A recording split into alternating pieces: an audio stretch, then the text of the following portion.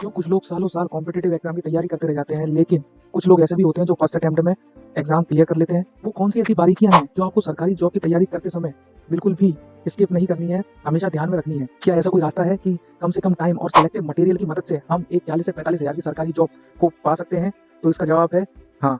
और अगर आप भी सरकारी जॉब की तैयारी कर रहे हैं और जानना चाहते हैं कि ये सरकारी जॉब मैंने किस प्रकार से हासिल करी और ऐसी कौन सी गलतियां हैं जो मैंने की लेकिन आपको नहीं करनी है, तो इस वीडियो को पूरा देखें। तो नमस्कार दोस्तों, मेरा नाम है गौरव और मैं काफ़ी समय के बाद आज अपने इस चैनल पर अपना पहला वीडियो लेके आया हूं और ये बताने वाला हूं कि सरकारी जॉब की तैयारी अगर आप कर रहे हैं तो आपको कौन कौन सी ऐसी बारीकियां हैं जो पता होनी चाहिए, और सरकारी जॉब लेते समय ऐसे कौन से तरीके हैं जिन पर मैंने फोकस किया और आज मैं एक सरकारी जॉब लेने में सक्सेसफुल हूँ और मेरी सर्विस को 6 से 7 साल हो चुके हैं। और वीडियो के अंत में मैं आपको अपनी सैलरी स्लिप दिखाऊंगा और बताऊंगा कि किस प्रकार आप भी कम से कम मेहनत में और सिलेक्टिव मटेरियल की सहायता से कम एफर्ट में 40 से 45 हज़ार की सरकारी जॉब ले सकते हैं। तो वीडियो को पूरा देखें दोस्तों। इस वीडियो में मैं आपको केवल सच्चाई नहीं बल्कि वो कहानी बताने वाला हूँ जो मुझे यहाँ तक लेके आई है। दोस्तों, मैं मध्य प्रदेश के ग्वालियर जिले का रहने वाला हूँ और मैंने भी अपनी जो स्कूली और कॉलेज की शिक्षा है वो एक सरकारी संस्थान से पूरी की है, जैसा कि हम में से ज़्यादातर मिडिल क्लास लोग करते हैं और ये सपना देखते हैं कि जल्द से जल्द हम एक अच्छी और स्टेबलाइज जॉब लेकर अपने परिवार को सपोर्ट करें।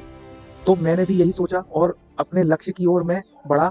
लेकिन सरकारी जॉब लेने का सपना हर इंसान का होता है, हर इंसान इसके लिए तत्पर मेहनत भी कर रहा है, लेकिन खाली सपना देखने से कोई काम होता नहीं है।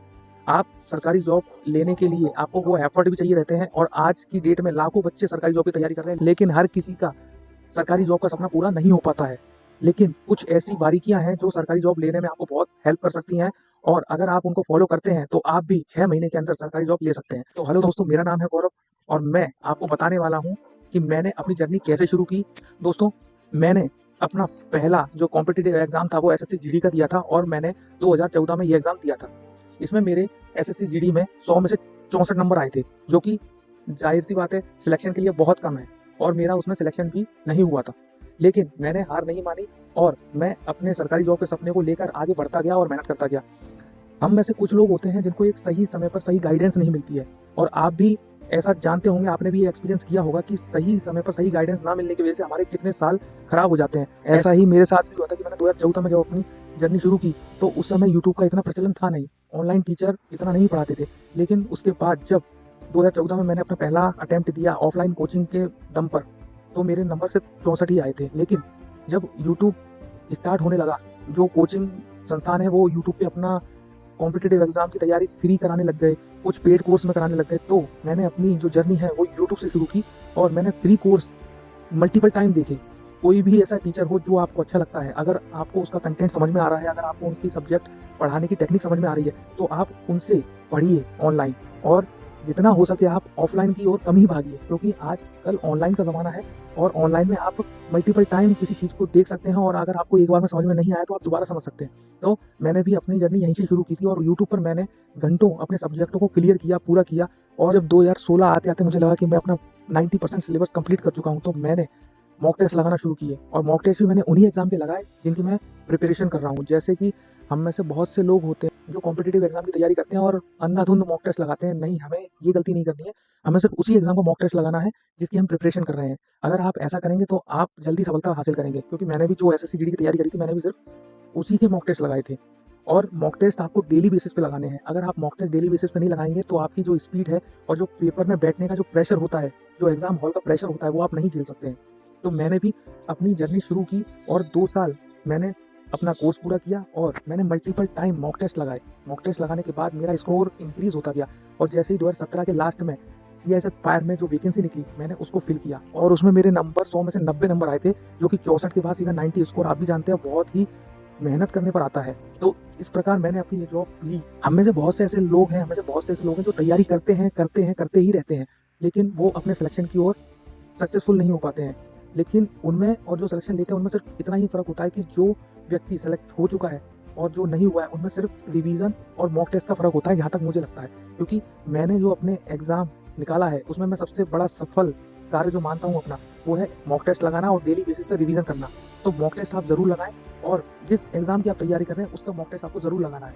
अंत में मैं आपको अपनी 6 साल बाद जो अभी करंट की पे स्लिप है उसका मैं आपको एक रिव्यू दिखाऊंगा और आपको बताऊंगा कि आप भी इस प्रकार सरकारी जॉब लेके इतनी सैलरी उठा सकते हैं। और सैलरी हम लोगों के लिए बहुत बढ़िया मोटिवेशन होता है, जो कि मुझे लगता है कि आप लोगों को भी एक बूस्ट देगा और आप पढ़ते रहिए, पढ़ाई की तैयारी करते रहिए। और मैं अब अपनी पे स्लिप आपके सामने शेयर करने जा रहा हूँ और मैं आपको बताता हूँ कि सरकारी जॉब लेने के बाद क्या क्या अलाउंसेस मिलते हैं और कैसा बेनिफिट हमें मिलता है और क्या सैलरी बन के हमारी लास्ट में आती है। हेलो दोस्तों, जैसा कि आप देख रहे हैं आपके सामने मेरी एक पे स्लिप है जो कि अप्रैल महीने की है। तो मैं आपको दिखाना चाहता हूँ कि ये जो पे स्लिप है इसमें आपको क्या क्या अलाउंस मिलते हैं और आपकी जब सैलरी होती है उसमें आपको कैसे कैसे बेनिफिट मिलता है। तो सबसे पहले मैं आपको दिखाता हूँ केंद्रीय उद्योग सुरक्षा बल। तो ये आगे मेरा नाम और ये डिजिग्नेशन कांस्टेबल, और ये आपको दिखा दूँ कि तीसरे महीने की मेरी पे स्लिप है 2026। और दोस्तों जो पे स्केल है वो मेरी 21,700 से 69,100 रुपये है। ये मेरी जब ज्वाइनिंग हुई थी, जब जो फर्स्ट सैलरी आई थी तब मेरी बेसिक थी 21,700, जो कि अभी जो पैरामीटर चल रहा है उसमें बेसिक 21,700 है ग्रुप सी की। तो लेकिन अभी चूँकि मुझे सर्विस करते हुए 6 से 7 साल हो चुके हैं, इसलिए अभी मेरी जो बेसिक है वो आप देख सकते हैं 26,800 हो गई है बढ़ के। तो ये बेसिक पे स्केल है। तो हम देखते हैं कि आपको अगर जॉब लगती है और इस फोर्स के अंदर अगर आप आते हैं तो आपको कौन कौन से ऐसे बेनिफिट मिलते हैं और आपकी फाइनल सैलरी कितनी बनती है, मैं आपको एज अ प्रूफ दिखाने वाला हूँ। तो कृपया इस वीडियो को पूरा देखें और अंत तक देखें। तो चलिए शुरू करते हैं दोस्तों। ये सबसे पहले मैं आपको दिखाऊं कि जो हमारे सबसे पहले जो बेसिक पे है हम मेरा वो अभी 26,800 है, जो कि मेरे को 6 से 7 साल हो चुके हैं। तो मेरा अभी करंट में 26,800 है। जब शुरू में जब मेरी जॉब लगी थी तो 21,700 था। तो सबसे पहले ये आ गया हमारा बेसिक पे 26,800। उसके बाद दोस्तों हम जब आगे चलेंगे थोड़ा सा तो उसके बाद आपको देखेंगे कि यहाँ पर देखोगे आप महंगाई भत्ता DNS अलाउंस है। तो ये कितना है दोस्तों, ये हम अभी जो करंट चल रहा है 52% चल रहा है, यानी कि बेसिक का 52% है तो 15,544 हो गया है। तो अभी ये 15,544 हो गया। इसके बाद जो नेक्स्ट आता है DNS अलाउंस होता है दोस्तों महंगाई भत्ता, जो कि महंगाई की दर हर साल बढ़ती है, इन्फ्लेशन होता है, तो उससे रिलेटेड सैलरी भी इंक्रीज़ होती है हर साल। तो ये बढ़ते बढ़ते हमारा 52% हो गया। हर साल 3% के समथिंग या इस तरीके से सरकार बढ़ाती है। तो आगे जाके ये और भी बढ़ेगा और इस प्रकार आपकी सैलरी में ये इंक्रीज़ हो जाता है। बेसिक का 52% ये उसमें ऐड हो जाता है। उसके बाद हम जब थोड़ा सा आगे चलते हैं तो आगे चलने के बाद हमें जो नेक्स्ट अलाउंस देखने को मिलता है वो है ये टफ क्षेत्र अलाउंस।